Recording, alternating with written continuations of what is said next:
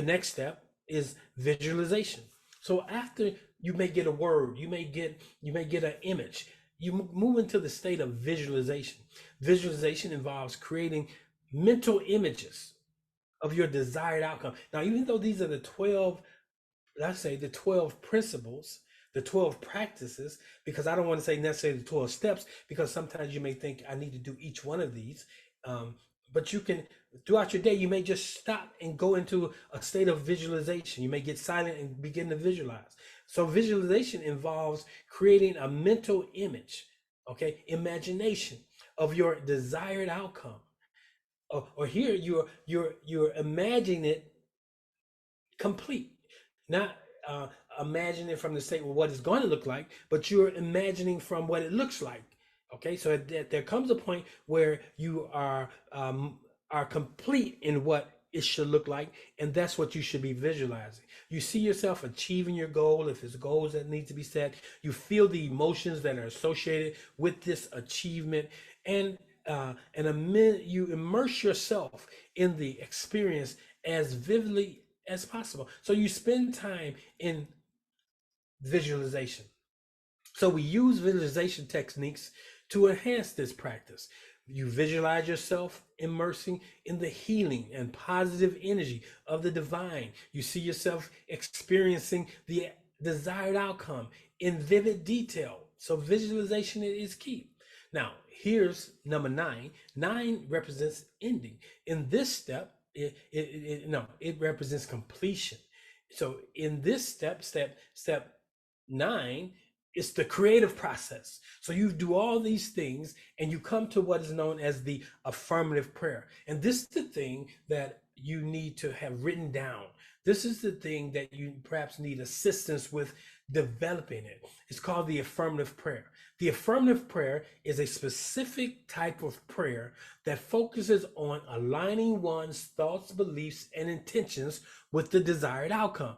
It is a proactive form of prayer that emphasizes positive affirmations and statements as if the desired outcome has already happened. Now, notice this is written because you don't want to commit it to just memory. You want to have it written so you can, like if you're doing an experiment, you write everything down until you get that experiment to produce your hypotheses. And then in order to recreate your hypotheses, you have the steps. And so the affirmative prayer is that affirming, okay? It's taking it from the firmament and it bringing it into this realm, into the firmness of it. So that's what the affirming prayer is all about. The integrated prayer treatment provides a structured framework for connecting with the divine, clarifying your intentions, and aligning yourself with a specific goal or desired outcome. Now, so I really encourage people to start having one prayer that you're holding, one affirmative prayer, so you can put your energy. Now, as you begin to master this technique, you can have more than one prayer. You get to the place where you just know that you decree a thing and it is so. You know that you're moving through life in a continual state of oneness of being and prayer. You're not ceasing to pray. You are praying always when you learn these steps. In relationship to integrated prayer treatment, affirmative prayer serves as a key element within this treatment structure. Okay? It's the final step where positive affirmations are stated in present tense, affirming the manifestation, the desired outcome. Affirmative prayer helps shift you as the practitioner's mindset and beliefs to align with the goal, creating a sense of empowerment and receptivity to the manifestation process. So there's a shifting that takes place, that you are no longer expecting something out there, but you are knowing that it's you that has the ability to do. You're not expecting God to do for you. You are working with source in you, that source can help you do this thing, but you are not. It says with source all things are possible. It's not expecting you to do it yourself, but there's an alignment of oneness of being. Okay, so to sum up, this particular um, principle of affirmative prayer, while affirmative prayer is a pivotal component of integrated spiritual prayer treatment or mind treatment, the treatment itself includes a broader set of steps that work synergistically to create a comprehensive, focused practice. Notice it says practice for the creation process and spiritual alignment. So another part of it is your support system. And that is, you have this statement: I am open to receiving guidance, mentorship, and support from aligned individuals who uplift and inspire me. No man is an island. I attract friends who are fellow artists and members walking a similar path and sharing their wisdom. So you're looking to align with those even outside of yourself, a support system that is there to show you the way, that a support system that is there to keep you within the confines of this practice. Then the next step is surrender. So you can't get to surrender until you have an assurance of all the other steps. And it is, I surrender my desires to the universe, to source, trusting in its infinite wisdom and unwavering support. And listen to this: I release any need for control and allow the divine plan to unfold in perfect harmony.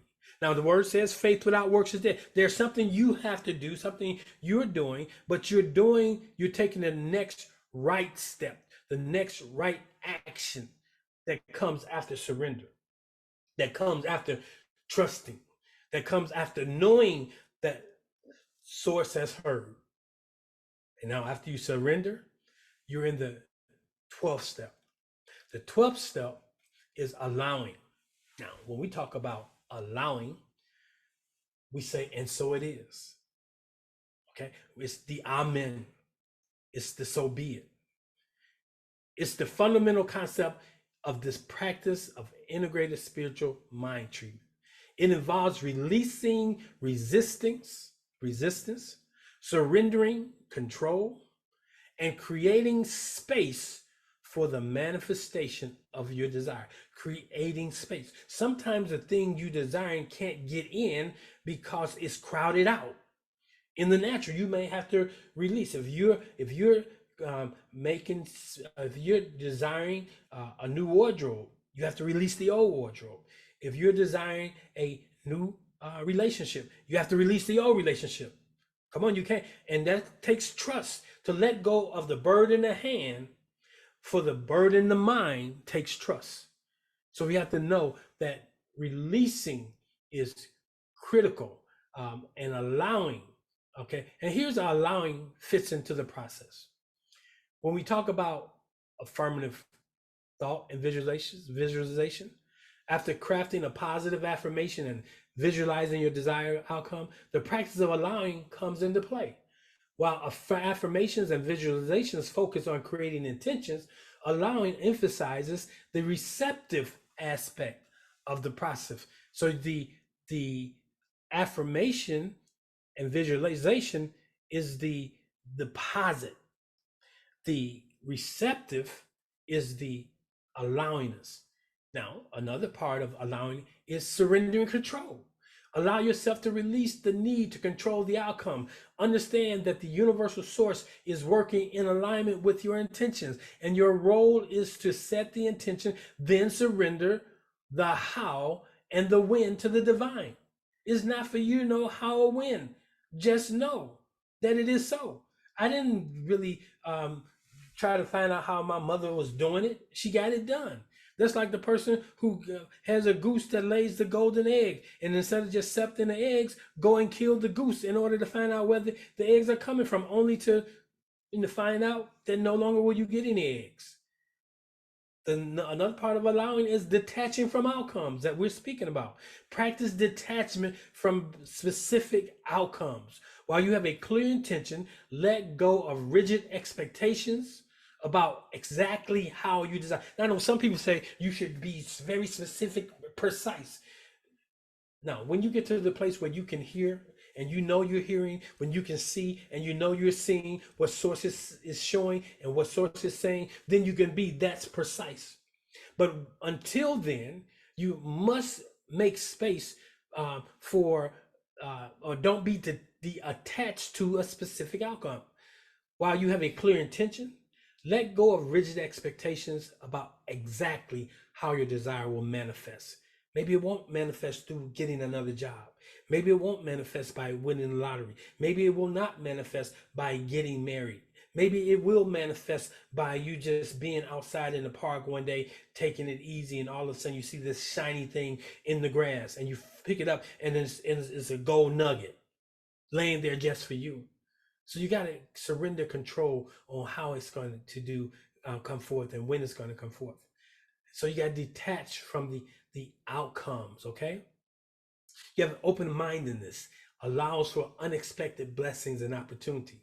Here's another part of allowing: is trusting the process. It works if you work it. Trust that the universe is orchestrating events in your favor. Cultivate a deep belief that the divine wisdom surpasses your own, and that the path to your desired outcome may unfold in ways in which you hadn't imagined. Be open to that. You got to be able to, under the concept of allowing, embrace the divine timing. Move from past, present, and future. Move from 30 seconds, 60 seconds, 1 minute, an hour, a day, an evening, and you move into the concept of divine timing. Allow the process to unfold at its own pace.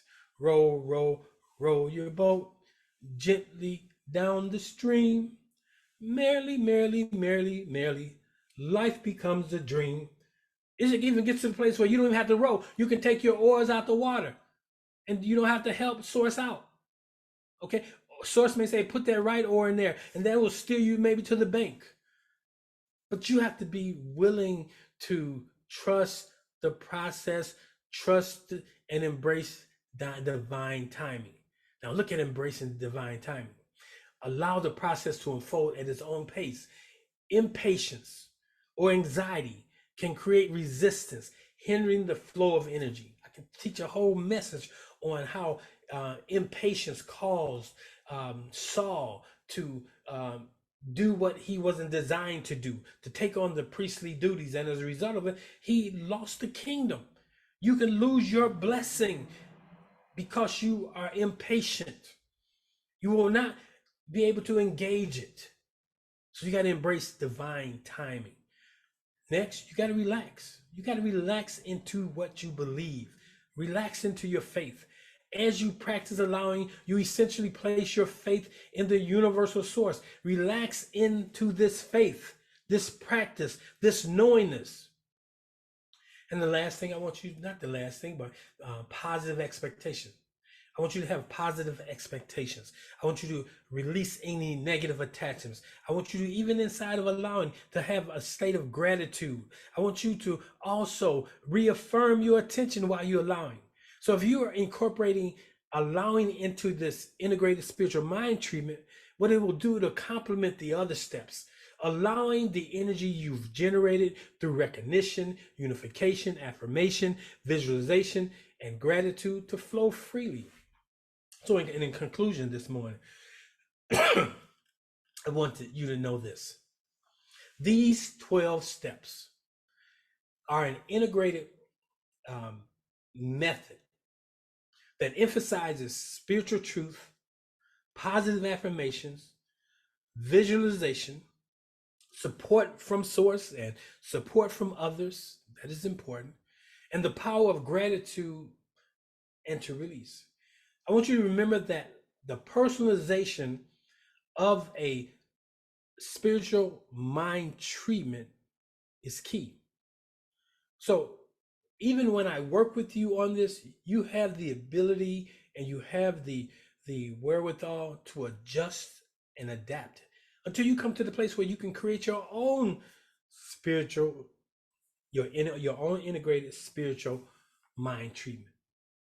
So, in wrapping it up, the 12 principles, the 12 practices inside of integrated spiritual mind treatment is daily practice, recognition, release, unification, affirmation, gratitude, going into the silence, visualization after coming after out of it, creating an affirmative prayer, then being open to support, surrendering, and finally allowing. So the 10th was support, Carrie. So you guys can take that, take it into meditation, think about it. So that brings this morning's teaching to a close. My statement this morning is, how is what you've been doing working for you? Do you always pray? Or do you pray 32% of the time, 50% of the time, 100% of the time? The prayers of the righteous avail much. It says the fervent, effective prayers, because you're continually in conversation with Source. That's what I have for you this morning. So before I wrap up this morning and maybe take a couple of questions, I want to also open up the portal for those of you who desire to be a blessing to this ministry or be a blessing to me. If something that has been said or something you received has brought value to you and you want to show appreciation, sow a seed today. For those who are part of this community, I pray that you're being consistent in your contributions to this ministry, that I can expand what I do, that I'll be effective in doing it because of your assistance. I want you to know that. So I want to do this. If you desire to be a blessing to this ministry, you can go to the actual website of oasisspiritualcenter.com. oasisspiritualcenter.com. And you can go over to the giving tab and you can find there the various ways in which you can transmute what you have in your hand, in your account, a portion of it to us, to the ministry, to me. So in addition to that, some of you may know that Cash App has had some glitches this past week. I think they finally got some things worked out.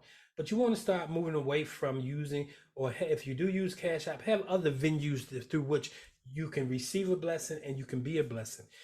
Zelle is my preferred way for you to sow into the ministry. And all you have to do is open up your Zelle account and put in the number 708-368-1076.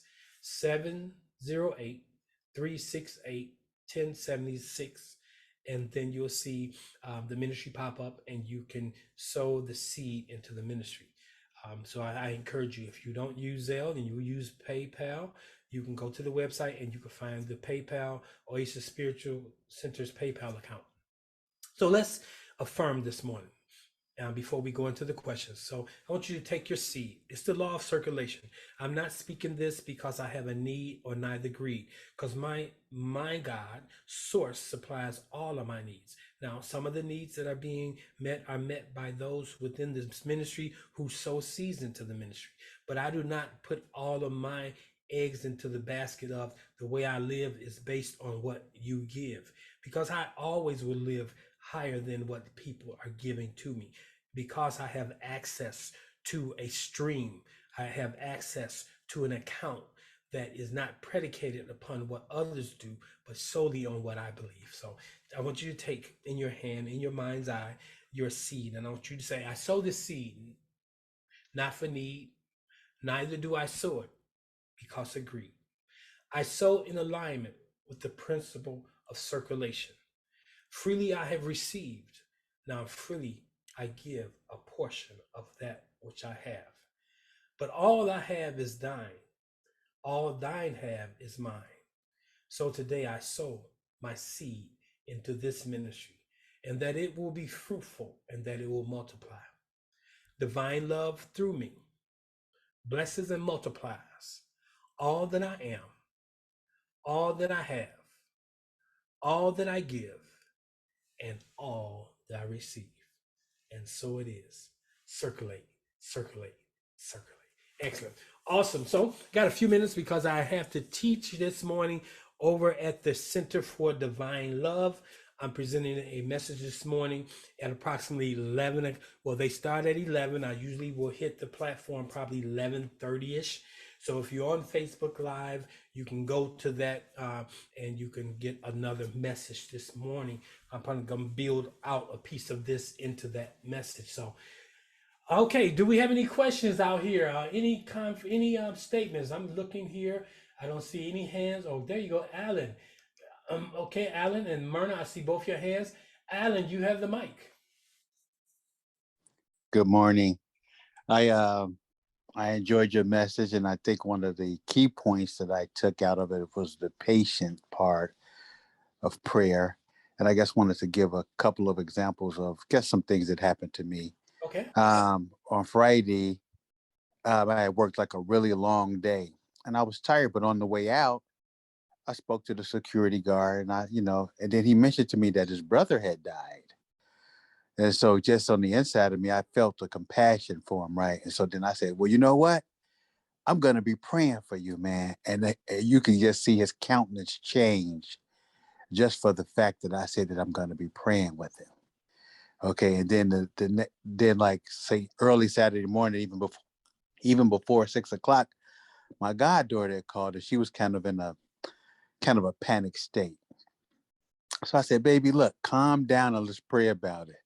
And so then she says, God, Daddy, that S ain't working. And so I said, all right, baby, well, she didn't say it in a disrespectful way, but she got off of the phone. And so once she got off of the phone, I went into the silence and prayed and did what I had to do. So later on, she called back saying, God, Daddy, can you pray for me?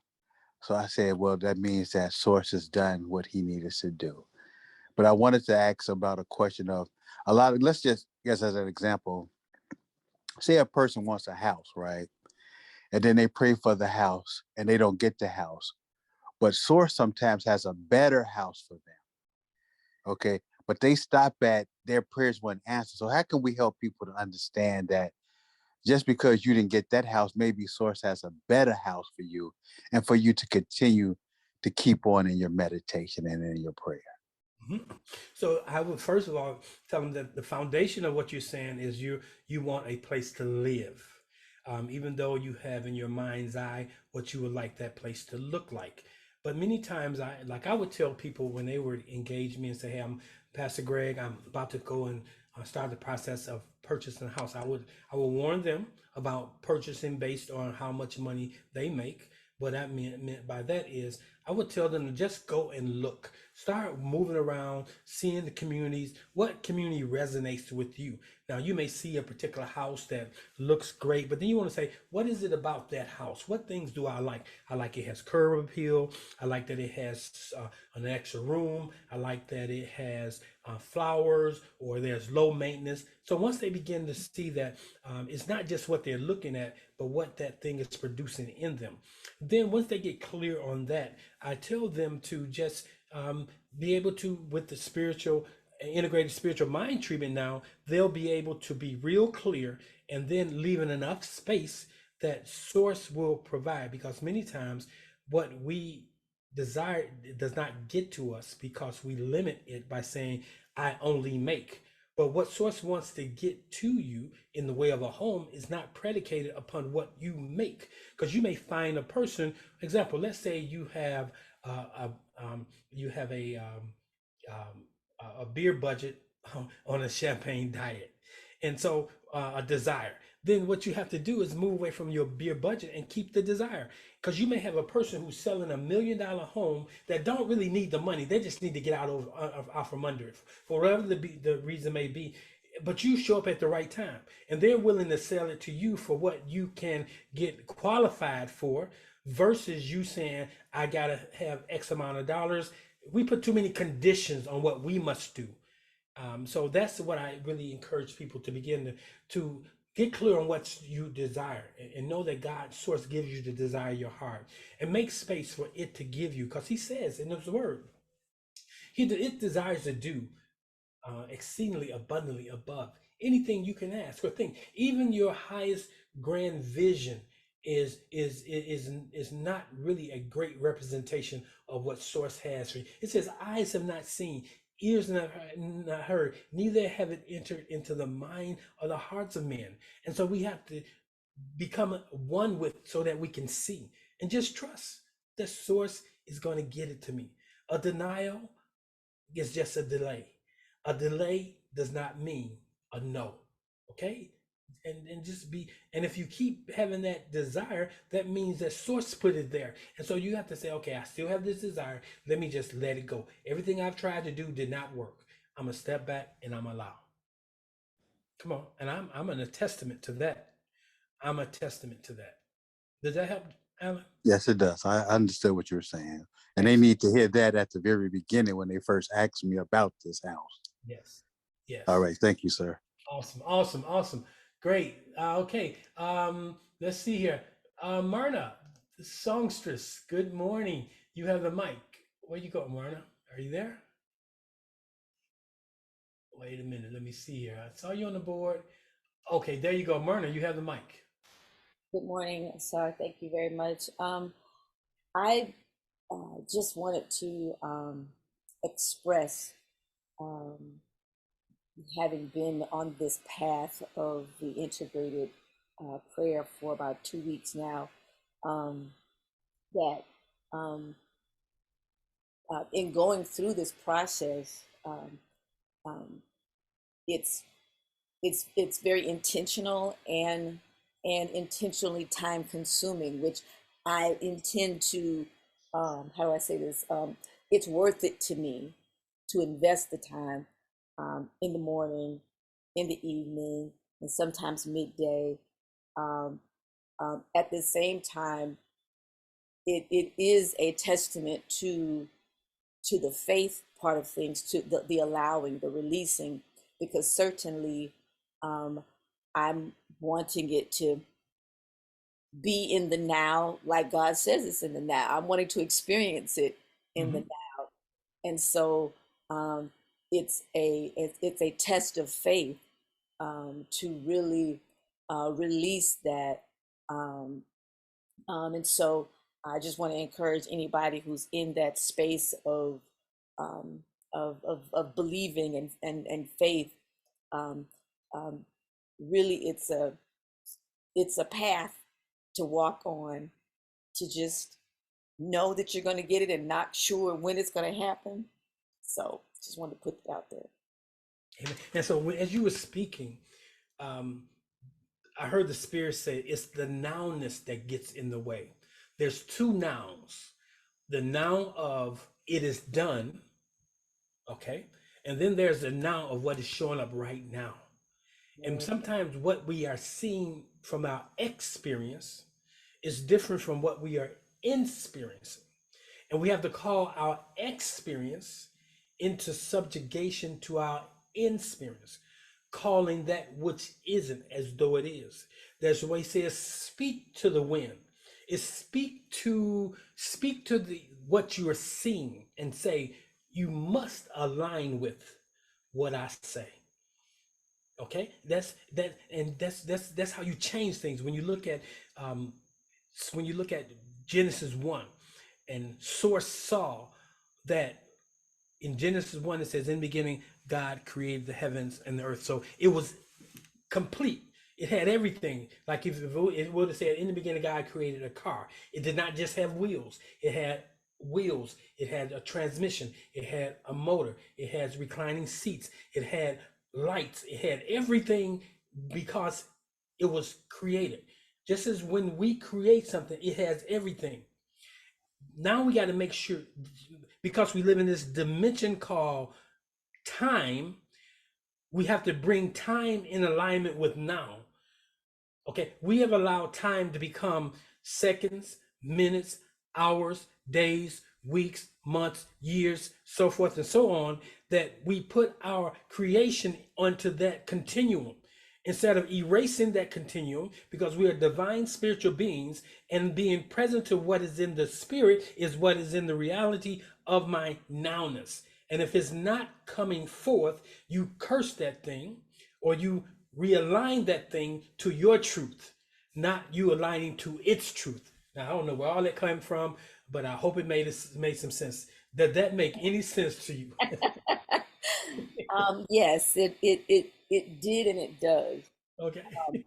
Especially in the space of speaking to that thing to align, speaking to myself to Mhm. align with what source has indicated that is. Mhm. And I appreciate you saying as well that um, because eternity is time, and not seconds, minutes, hours, da da. Um, and and so we being in this three-dimensional element, then we're thoughtful of the time aspect of it, and we have to get away from that, which is very foreign to me. Let me speak for myself. To It's all very of us. foreign because I'm very time oriented, Mhm. and so being time oriented, it it it's an adjustment and an adjustment in a space that's uncomfortable Right. How you to define now? I define now as in this moment. In this moment, right here, right now, is in this Yes, moment. Right. yes, So the yeah, biggest mountain we have to move, Marna, the biggest mountain that we have to move is time. Time gets in the way because we perceive it as a delay. And that's when we get in front of God or source. That's when we begin to, let me try this, let me do this. We begin to expend energy. And then you hear source say, how that's working for you. exactly, exactly. Right. And that's why he says, after having done all, because he knows that we're going to do all these things. Now, after having done all, how did that work for you? Now he's going to say, stand. And to stand means just to allow. Can you see that? Yes, I Awesome. absolutely Awesome. can. Okay. Thank you. So move that mountain, okay? And that Yeah, mountain, I'm yeah. gonna speak to it. That's for That's right. sure. That's right. And see, notice it didn't say get a front loader and go in there and bulldoze it down or whatever. It says speak to the mountain. Yeah. Be thou cast into the sea. Yes. And water has a way of dissipating things. Mm, Come on now, yeah. that's good. All right, thank Thank you, you. thank you. Good. All right, Carolyn. Good morning. You have the mic. Good morning. Yes, it is. It is absolutely a good morning. And listen, I say this and I'm speaking it out. Um, I'm speaking that we're going to put a tower on this place so that I can constantly get a good signal because you guys are going in and out this morning. But I take this aside. Thank you for this morning's teaching. Very, I won't say eye-opening, but not even enlightening, but revelatory, I guess. But I called to say I just love Source because I had a question and something that has kind of been in the back of my mind for a long time now. You know the scripture that talks about now faith is, right? Mm-hmm. Um, I've heard that term for so long, and there's always been something about it that bothers me when I hear people say, "Now faith is now faith," and I'm like, that's not what that sentence is saying. Um, And so when you spoke on now, to me, that was my lead to say, okay, go ahead and ask that question, because to me, the word now um, is transitory. Before I drove in this driveway, that was a now. I'm sitting in Right. the driveway. This is a now. When I get out to go in the house, that would be a now. Um, so it's kind of always bothered me. And what I realized it had done was set up a resistance to whatever I was faithing for, right? I'm with you. So let's And go ahead. just to be brief, I Mhm. remember when first coming here, I'd always walked by faith, didn't realize it, but just normal living out what I believed. And so I had said to Source, I don't want to have to depend on anybody else to pay my utility bills, da da da da da da. And his response to me was, "So you're tired of living by faith?" And I'm like, no, I just don't trust your people to do what you tell them to do. And so